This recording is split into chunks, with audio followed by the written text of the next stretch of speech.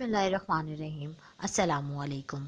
आज का जो टॉपिक है उसमें हम एक हदीस डिस्कस करने जा रहे हैं जिसमें हुजूर अकरम सल्लल्लाहु अलैहि वसल्लम ने ख़ुद इरशाद फरमाया कि कोई है जो मुझसे ये 5 चीज़ें सीख लें।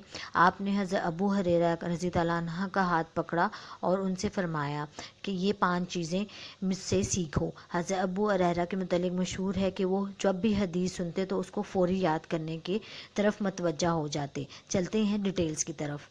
नंबर 1 पे आप सल्लल्लाहु अलैहि वसल्लम ने फरमाया, अल्लाह की हराम की हुई चीज़ों से बच जाओ, लोगों में सबसे ज़्यादा इबादत गुजार तुम ही होगे। नंबर 2 पे आप सल्लल्लाहु अलैहि वसल्लम ने फरमाया कि अल्लाह की तकसीम पर राज़ी हो जाओ, सबसे ज़्यादा गनी हो जाओगे।